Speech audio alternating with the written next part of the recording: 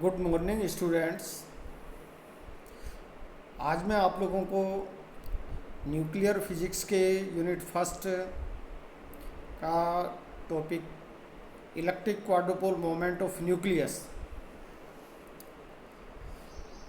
इसके बारे में अपना व्याख्यान देने वाला हूँ। क्वाड्रुपोल मोमेंट अर्थात चतुर्ध्रुवीय आघूर्ण क्या होता है,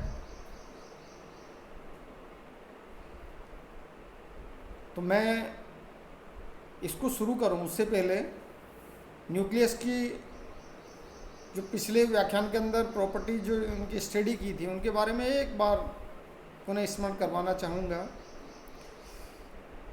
न्यूक्लियस में सारा पॉजिटिव चार्ज रहता है, उसमें न्यूक्लियॉन रहते हैं, न्यूट्रॉन प्रोटॉन न्यूक्लियस के अंदर रहते हैं,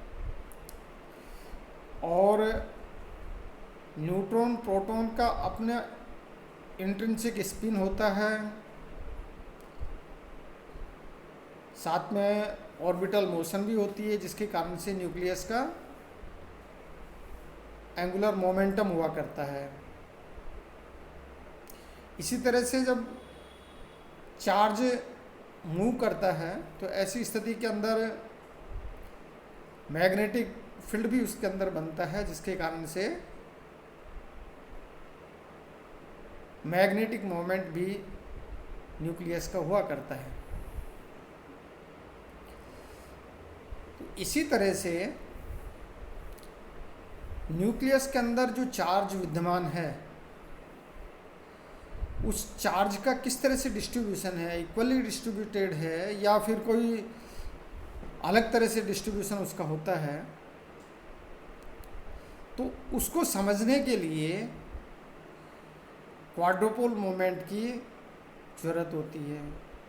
अर्थात क्वाड्रुपोल मोमेंट न्यूक्लियस के अंदर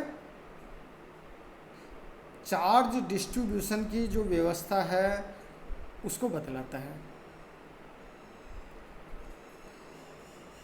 क्वाड्रुपोल मोमेंट हमें ये बतलाता है कि न्यूक्लियस के अंदर जो आवेश है वो आवेश किस तरह से वितरित है। इस क्वाड्रुपोल मोमेंट का मान हालांकि बहुत कम आता है, बहुत कम मिलता है, कम प्राप्त होता है। 1 बार्न के ऑर्डर का होता है, अर्थात 10⁻⁻28 मीटर स्क्वायर ऑर्डर का लगभग इसका जो मान है वो प्राप्त होता है। परंतु फिर भी इसकी वैल्यूज़ डिफरेंट वैल्यूज हमें मिलती हैं। क्यू का मान 0 भी होता है तो क्यू का मान प्लस भी मिल सकता है, क्यू का मान माइनस भी मिल सकता है। इनका क्या मतलब है, इनको आज हम समझेंगे। साथ ही साथ में यहाँ जो क्वाड्रुपोल मोमेंट है वो मास नंबर के साथ में किस तरह से चेंज होता है, किस तरह से मास नंबर पे डिपेंड करता है, ये भी आज हम देखने वाले हैं। और इस क्वाड्रुपोल मोमेंट की क्या इम्पोर्टेंस है ये भी आज के इस व्याख्यान के अंदर हम देखने वाले हैं। तो सबसे पहले मैं फॉर्मूलेशन ऑफ क्वाड्रुपोल मोमेंट अर्थात क्वाड्रुपोल मोमेंट निकालने के लिए फॉर्मूला क्या हो सकता है,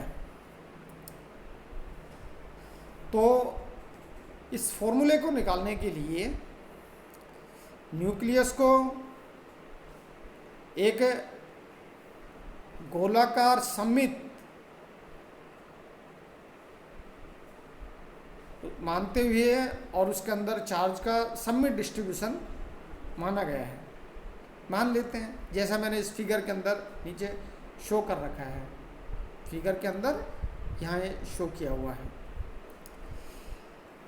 यहाँ जो स्फीयर है वो न्यूक्लियस को रिप्रेजेंट कर रहा है, और सपोज करो कि इसका ओरिजिन मैं ओ पॉइंट पे ले लेता हूँ, इससे आर डिस्टेंस पर डी वी कोई वॉल्यूम अल्पांश है, आयतन अल्पांश है। इसकी जो चार्ज डेंसिटी है सपोज करो रो आर है, आवेश घनत्व रो आर है। इस आयतन से ए डिस्टेंस पर पी कोई पॉइंट, जेड अक्ष पे पी कोई बिंदु है जहां विद्युत विभव का मान हम ज्ञात करना चाहते हैं। तो ऐसी स्थिति के अंदर इस डीवी अल्पांश के कारण से इस पी बिंदु पर विभव का मान निकाल करके और इसको संपूर्ण आयतन के लिए उसको इंटीग्रेट कर देते हैं। तो ऐसी स्थिति के अंदर हमारे पास में कुल विभव का मान इस पी पॉइंट के ऊपर प्राप्त हो जाता है। जो ये विभव प्राप्त होता है उसमें 3 टर्म होती हैं। तो जो पहली टर्म होती है वो मोनो मोमेंट के रूप में उसको जानते हैं, एकल उसके रूप में रहती है। दूसरी यहाँ जो देखते हैं तो उसके अंदर ये डाइपोल मोमेंट के रूप में रहती है।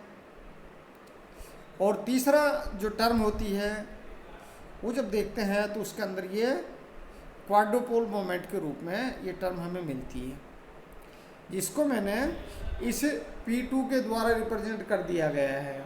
इस इक्वेशन के अंदर P2 equal to half integration rho R R square 3 cos square theta minus 1 into D V whole volume के लिए उसको इंटीग्रेट कर दिया है। तो इससे जो Q की वैल्यू प्राप्त होती है, अर्थात इस P2 की जो वैल्यू है, अब इसको मैं यहाँ ये आर स्क्वायर है ऊपर वाली इक्वेशन के अंदर, इसको यदि मैं अंदर ब्रैकेट के अंदर इसको मल्टीप्लाई कर देता हूँ तो ये आर कोस थीटा, ये इस आर वेक्टर का जेड अक्ष की दिशा के अंदर ये उसका घटक आ जाता है, जिसको जेड के द्वारा रिप्रेजेंट कर देता हूँ मैं। तो यहाँ ऐसी स्थिति के अंदर फिर यदि इसको आर कोस थीटा को जेड के द्वारा रिप्रेजेंट करते हैं तो हमारे पास में एक क्यू आ गया, quadrupole moment Q equal to half integral rho R 3 Z square minus R square into D V, जहाँ जेड आर का जेड अक्ष की दिशा में घटक है उसको प्रदर्शित करता है। अब यहाँ ये जो इक्वेशन देखते हैं तो इस इक्वेशन के अंदर 3 Z square minus R square, इसकी वैल्यू 0 भी हो सकती है, इसकी वैल्यू पॉजिटिव भी हो सकती है, इसकी वैल्यू नेगेटिव भी हो सकती है। जहाँ ये पोजीशन वेक्टर डीवी का पोजीशन वेक्टर आर है, यदि एक्स वाई जेड एक्सिस के रेस्पेक्ट के अंदर इसको रिप्रेजेंट करते हैं तो आर स्क्वायर इक्वल टू क्या आएगा, X square plus Y square plus Z square.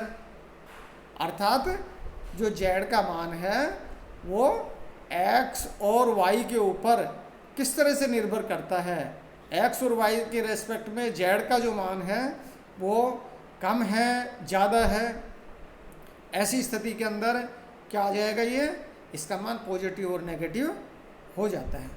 तो सपोज करो पहला कि यदि इस Q का मान क्या मिलता है, पॉजिटिव 0 वो करते हैं, तो ऐसी स्थिति के अंदर यहाँ हमारे पास में और हमें मिलता है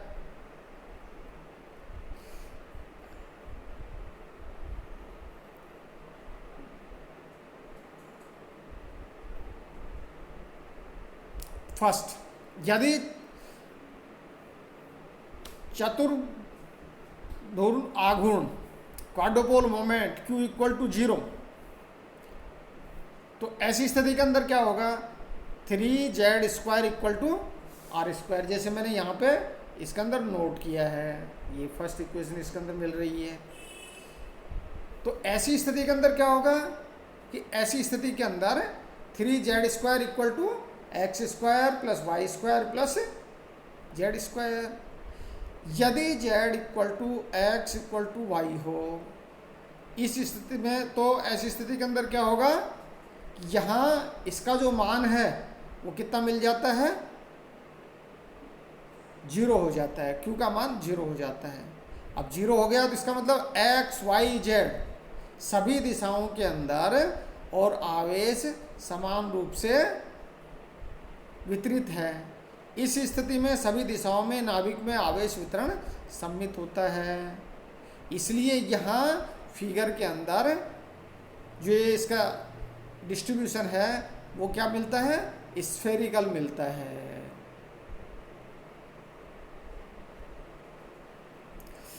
नेक्स्ट इसके अंदर आते हैं, यदि चतुर्ध्रुव आघूर्ण Q का मान धनात्मक हो तो ये स्थिति कब मिलती है, ये स्थिति उस स्थिति मिलेगी जब 3z² का मान r² से अधिक होगा। तो 3z² is greater than r², इसका मतलब क्या हुआ, 3z² x² plus y² plus z² से बड़ा है। अब क्या दूसरे रूप में कहें कि z का मान x से अधिक होना चाहिए अथवा z का मान y से अधिक होना चाहिए। ठीक है, तो ऐसी स्थिति के अंदर यहाँ x का या y का मान z का मान x या y से अधिक होना चाहिए। यदि ऐसी स्थिति बनती है z का मान x या y से अधिक है तो आवेश का वितरण z दिशा के अंदर बढ़ जाता है, अर्थात नाभिक की लंबाई z दिशा में बढ़ जाएगी। और यदि इसको फिगर के अंदर प्लॉट करते हैं तो ऐसी स्थिति के अंदर ये क्या आती है, प्रोलेट स्फेरॉइड की स्थिति बन जाती है, अर्थात इस z अक्ष की तरफ ये दीर्घ अक्ष बन जाती है। इसको प्रोलेट स्फेरॉइड के नाम से इसको जानते हैं। ठीक, नेक्स्ट अब इसमें चलते हैं तो थर्ड स्थिति आती है, यदि चतुर्ध्रुव आघूर्ण Q ऋणात्मक है तो ऋणात्मक कौन सी स्थिति के अंदर होगा, ऋणात्मक स्थिति तभी हो सकती है जब ब्रैकेट की क्वांटिटी क्या हो, नेगेटिव में आए, अर्थात 3z² का मान r² से कम हो। तो ऐसी स्थिति के अंदर क्या होगा, क्योंकि r² x² plus y² plus z² के बराबर है, तो यहाँ जो z की वैल्यू है वो x से छोटी हो अथवा z की वैल्यू y से छोटी हो। तो ऐसी स्थिति के अंदर यहाँ चतुर्ध्रुव आघूर्ण का मान ऋणात्मक प्राप्त होता है, तब नाभिक की लंबाई z दिशा में कम हो जाती है और x दिशा के अंदर वो बढ़ जाती है। और यहाँ ये जो स्थिति बनती है इसको लघु अक्ष गोलाभ कह देते हैं या इसको ओवलेट स्फेरॉइड के नाम से इसको जानते हैं।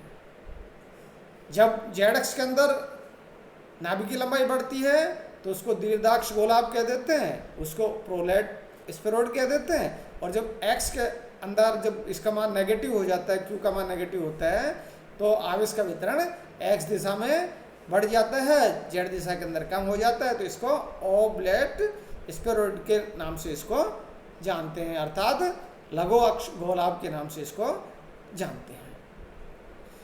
यहाँ अब हम इससे अंदाज़ा लगा सकते हैं कि यहाँ जो आवेश है, हालांकि जो इसकी यूनिट होती है या इसकी जो डायमेंशन होती है वो 1 बार्न ऑर्डर की होती है, 10⁻⁻28 मीटर स्क्वायर ऑर्डर की होती है, अत्यल्प होती है। परंतु फिर भी यदि इसके अंदर चार्ज डिस्ट्रीब्यूशन के अंदर कहीं 19-20 हो जाता है तो ऐसी स्थिति के अंदर इसकी जो वैल्यू है वो पॉजिटिव और नेगेटिव हो जाती है। या दूसरे शब्दों में कहें तो यदि Q की वैल्यू पॉजिटिव और नेगेटिव हो जाती है तो हम कह सकते हैं कि जो न्यूक्लियस है उस न्यूक्लियस की शेप स्फेरिकल से और ये प्रोलेट या ओवलेट स्फेरॉइड के रूप में हो जाती है। अब ये A पर किस तरह से डिपेंड करती है, तो इसके लिए मैं अपना जो टॉपिक है उस टॉपिक को मैं आपके सामने रखता हूँ। अब देखिए इसके अंदर जो 6th topic, change of Q value with mass number A, अर्थात इस ए के ऊपर ये जो क्यू वैल्यू है वो किस तरह से डिपेंड करती है। तो यहाँ ये प्रयोगों से देखा गया है कि नाभिकों के लिए विद्युत चतुर्ध्रुव आघूर्णों के प्रेक्षण से कुछ निष्कर्ष निकलते हैं, और वो निष्कर्ष क्या होते हैं? वो निष्कर्ष ये होते हैं कि नाभिकों के विद्युत चतुर्ध्रुव आघूर्ण अर्थात इलेक्ट्रिक क्वाड्रुपोल मोमेंट का मान सामान्यतः प्रोटॉन संख्या Z या न्यूट्रॉन संख्या N के बढ़ने के साथ में बढ़ता है। जब Z या N का मान मैजिक संख्या के बराबर है, अर्थात 2, 8, 20, 28, 50, 82, 126, तब उन नाभिकों के लिए इलेक्ट्रिक क्वाड्रुपोल मोमेंट 0 प्राप्त होता है। इम्पोर्टेंट बात है, मैजिक नंबर वाले जितने भी न्यूक्लियस हैं उनके लिए इलेक्ट्रिक क्वाड्रुपोल मोमेंट का मान 0 मिलता है, और जैसे जैसे ए का मान बढ़ता जाता है और इस क्वाड्रुपोल मोमेंट का मान भी बढ़ता हुआ जाता है। बहुत से भारी नाभिकों के लिए विद्युत चतुर्ध्रुव आघूर्ण का मान अधिक प्राप्त होता है, जो इनके असममित आवेश वितरण को दर्शाता है। 0 से ज़्यादा मिल रहा है तो इसका मतलब क्या है कि जो आवेश का वितरण है वो असममित है, गोलीय रूप में समान रूप से वितरित नहीं है। ये प्रोलेट या ओब्लेट फॉर्म के अंदर वो हो जाता है। भारी नाभिकों के लिए 2 मैजिक संख्याओं के मध्य नाभिकों के आवेश वितरण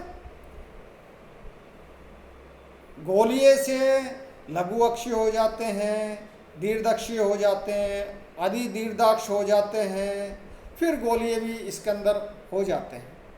तो यहाँ गोलीय से लेकर के और प्रोलेट ओब्लेट की स्थिति को प्राप्त करते हुए और पुनः उन्हीं नंबरों को गोलीय अवस्था को अर्थात सममित जो आवेश वितरण है उसको प्राप्त कर लेते हैं।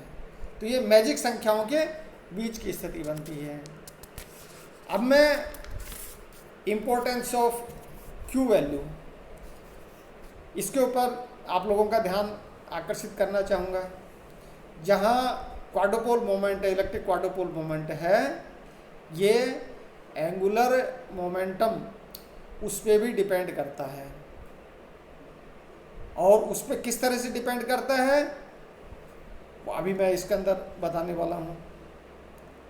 तो पहली बात तो ये है कि जो इसका ऑर्डर, ये इसका क्वाड्रुपोल मोमेंट मिलता है वो लगभग जो नाभिक की त्रिज्या होती है उस नाभिक की त्रिज्या के ऑर्डर का लगभग इसका जो मान है वो प्राप्त होता है।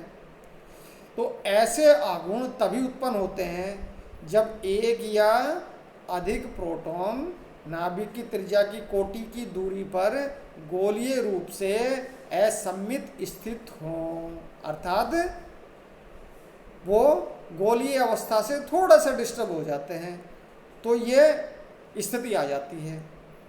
यह पाया गया है कि जिन नाभिकों की प्रचक्रण अर्थात एंगुलर मोमेंटम क्वांटम संख्या J ग्रेटर और इक्वल टू 1 होती है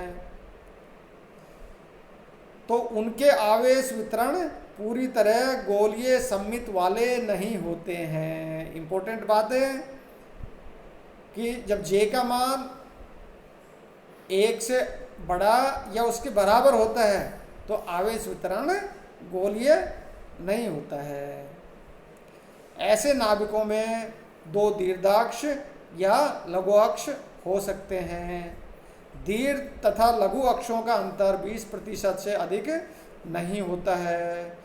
नाभिकों के लिए आवेश वितरण को परिक्रमण दीर्घवृत्त मानने पर एसेंट्रिसिटी अर्थात उत्क्रमणता एप्सिलॉन इक्वल टू 0.01 से 0.02 के मध्य पाई जाती है, जो नाभिकों के आवेश के गोलीय वितरण से अल्प विचलन को दर्शाती है।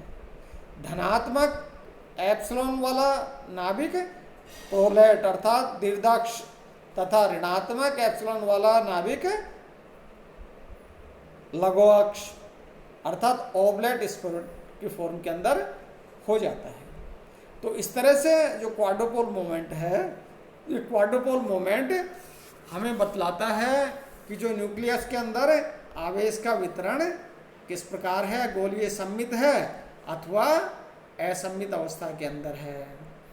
तो आज का व्याख्यान इतना ही। बहुत बहुत धन्यवाद।